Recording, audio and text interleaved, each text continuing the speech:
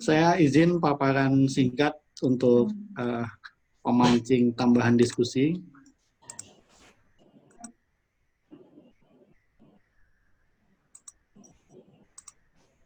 Jadi seperti disampaikan Pak Eko bahwa kajian ini masih pada tahap yang sangat awal dan baru mulai.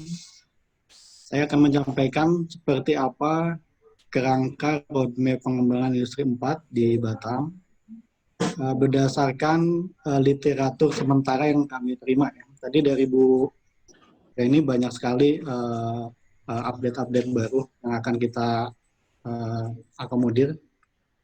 Jadi latar belakangnya tentu dengan undang-undang perindustrian ya, bahwa roadmap itu diperlukan untuk acuan pembangunan industri 4 bagi semua pemangku kepentingan. Roadmap ini tentu bukan hanya roadmap BP Batam atau Pemko Batam atau pemerintah, ini harus mendapat masukan bersama-sama karena nanti diimplementasinya juga semuanya diperlukan kontribusinya. Yang kedua tentunya untuk memaksimalkan potensi industri 4 dalam mempercepat pembangunan Batam sesuai dengan dukungan resources demografi ekonomi industri yang ada di Batam. Yang ketiga yang meminimalkan seandainya ada dampak negatifnya. Nah, di mana sih kedudukan kajian ini dibanding dokumen perencanaan yang lain? Jadi yang pertama tentu kajian ini memperhatikan rencana induk pengembangan industri nasional, rencana pengembangan industri provinsi, rencana pengembangan industri kota, RPJP, RPJM, rencana tata ruang, dan karena Batam adalah kawasan perdagangan bebas, kita juga tentunya memperhatikan peraturan-peraturan tentang pembentukan kawasan perdagangan bebas, termasuk PP 46 2007 dan PP 6 2011. Kemudian juga tata ruangnya karena kawasan perdagangan bebas diatur secara khusus oleh Peraturan Presiden Nomor 87 Tahun 2011 dan juga Renstra BP Batam. Di mana di Renstra BP Batam akan fokus pada 4 sektor yang terdiri dari sektor manufaktur, sektor jasa, logistik, dan pariwisata. Nah, kedudukan roadmap industri 4 ini salah satu bagian dari sektor manufaktur yang akan kita kembangkan. Ini data ini menunjukkan bahwa kontribusi manufaktur di Batam sangat dominan. Kita lihat tidak pernah di bawah 50%. Dan suatu daerah dikatakan kota industri manufaktur adalah kalau presentasi kontribusinya itu di atas 50%. Nah, buat Bapak Ibu, teman-teman, di Indonesia ini hanya ada 2 kota yang kontribusi industrinya terhadap PDRB itu di atas 50%.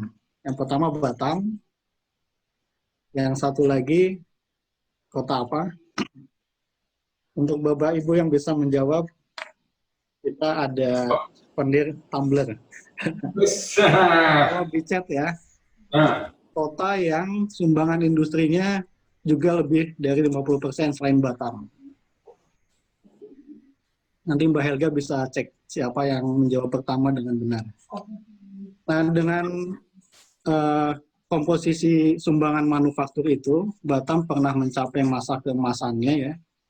Bahkan di era 91 sampai 97 itu pertumbuhan rata-ratanya Batam pernah 17% dengan manufaktur. Ya tentu kan lingkungan strategis berubah ya, pasar berubah, global berubah, ada industri yang sunrise, ada yang industri yang di masa senja. Kita lihat memang ke belakang ini pertumbuhannya cukup stagnan dan cenderung menurun. Nah, karena itulah BP Batam yang memikirkan bagaimana ekstensifikasinya dengan menambah sektor-sektor strategis dan bagaimana intensifikasinya. Yang kita lakukan ini adalah intensifikasi bagaimana sektor manufaktur itu bisa meningkat. Nah, ini seperti disampaikan oleh Bu Reni tadi ya. Jadi kalau di nasional itu ada 5 sektor fokus yang akan betul-betul untuk industri 4 ini. Nah, kita lihat yang ada di Batam itu, di mana 70% dari industrinya itu dari galangan kapal dan elektronik, itu juga termasuk kalau dilihat di matriks adalah yang memberikan dampak tinggi ya. Kita lihat di logam dasar, mesin, industri barang logam lah. Kira-kira galangan kapal Batam ada di situ. Ada juga sektor elektronik. Nah, dalam pengembangan industri 4 ini hanya ilustrasi bahwa kita akan membuat sasaran yang kuantitatif ya, yang terukur. Jadi berapa sih nanti kontribusinya industri 4 ini terhadap pertumbuhan ekonomi, terhadap pengangguran, kemiskinan, terhadap PDRB dan sebagainya. Ini angka-angka di sini memang hanya angka-angka dummy ya, sebagai ilustrasi, tapi intinya kita harus punya sasaran kuantitatif yang terukur. Nah, berdasarkan survei yang pernah kami lakukan di Batam, jadi komposisi industrinya adalah saat ini itu memang masih lebih banyak industri yang medium low teknologi ya, sebesar 35%.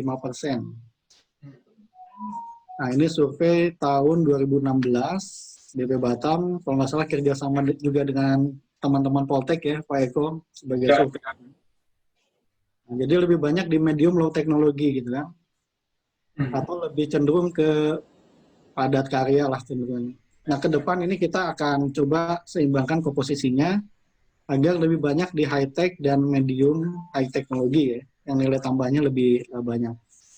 Nah, bagaimana caranya? Tentu harus ada transformasi industri melalui teknologi ya. Ya, salah satunya dengan industri 4 kan, otomatisasi, IoT, penggunaan blockchain, penggunaan fiber yang kecepatan tinggi. Nah, ini inti paparan saya sebetulnya adalah ini. Nanti ingin mendapatkan masukan juga dari teman-teman Kemenperin, dari Prof. Tirta, dan dari para pelaku usaha. Kira-kira kerangkanya ada 8 dalam penyusunan roadmap itu. Pertama, fokus industrinya apa saja. Tadi di nasional kan sudah ada 5. Nah, Batam juga sudah punya. Kemudian, perwilayahannya di mana? Nanti ada yang di kawasan industri, ada yang di kawasan peruntukan industri, di luar kawasan industri. Kebetulan Batam juga ada beberapa titik yang akan dijadikan KEK. Nah, jadi roadmap ini harus sampai menentukan seperti itu. Kemudian sumber dayanya, pembiayaannya, alhamdulillah tadi ada kecocokan dengan yang disampaikan Bu Renti ya, Bu Reni. Pembiayaannya juga harus dibikin roadmap rencana aksinya. Sarana prasarana, pengembangan IKM, nah ini sangat penting. Karena industri itu harus ada keterkaitan ke belakang dan ke depan ya. Bukan foodless industri, bukan industri tukang jahit gitu ya. Yang kalau ada upah murah di negara lain bisa gampang pindah. Tapi kalau ada keterkaitan dengan IKM di belakang dan di depannya, di rantai value chain-nya itu akan semakin kuat. Kemudian yang penting juga adalah sinkronisasi regulasi ya. Kita telah menyusun beberapa daftar inventaris masalah untuk tiap industri. Nanti kita klasifikasi ini masalahnya di kementerian mana atau di bagian mana dan usulan solusinya apa. Dan terakhir yang penting juga adalah aspek pemasarannya. Nah, sebetulnya presentasi saya sampai di sana. Saya selanjutnya akan memberikan ilustrasi yang 8 tadi. Yang pertama, penetapan fokus industrinya. Ini Batam sudah menetapkan seperti ini, hasil kajian panjang dari 2011. Sama juga kita melibatkan ABGCM-nya yang dibantu konsultan Pro Sullivan juga, salah satu konsultan yang juga membantu Johar Iskandar ya. Jadi di sini kira-kira ada fokus industri, ada industri pendukung dan penunjang. Di mana pembagiannya sebelah kiri itu manufaktur, sebelah kanan itu jasa ya. Termasuk di sini logistik dan pariwisata. Nah, kira-kira kerangkanya seperti ini. Nanti rencana aksinya ada industri unggulannya, kemudian rencana aksinya baik untuk jangka panjang 20 tahun maupun dalam 5 tahun dan rencana setiap tahunnya. Kemudian perwilayahannya di mana. Nah, ini programnya, ini rencana aksinya digabung nanti. Kemudian juga perwilayahannya seperti yang sudah saya sampaikan tadi, di mana letaknya di kawasan industri atau kawasan peruntukan industri atau di sentra industri, Nah, di Batam ada 24 kawasan industri, nah, dan ada beberapa yang sudah diusulkan di luar itu juga lokasi-lokasi untuk kawasan ekonomi khusus. Nah, ini ilustrasi bahwa kita membuat rencana aksi seperti ini. Ada programnya, ada penanggung jawabnya siapa, dan tahunnya kapan. Ini untuk kawasan industri, untuk sentra industri. Nah, kemudian juga aspek sumber daya diperhatikan juga, baik SDM maupun sumber daya alam.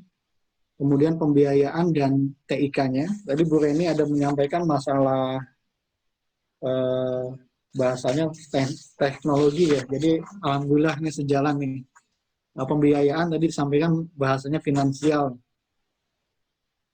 Kemudian sarana dan prasarananya, baik energi, air, sampah, transportasi, sistem informasi. Nah, dan yang penting juga adalah penguatan IKM pendukung industrinya. Kemudian penting juga sinkronisasi regulasi. Terakhir pemasaran. Nah, mungkin itu paparan dari saya. Sekali lagi tadi pertanyaan iseng berhadiah ya. Ada satu daerah lagi di Indonesia yang kontribusi industrinya 50% seperti Batam ya. Yang Bapak Ibu yang tahu atau mau coba-coba dapat hadiah boleh tulis di kolom chat. Dari Mbak Helga ada menyiapkan apa Mbak Helga?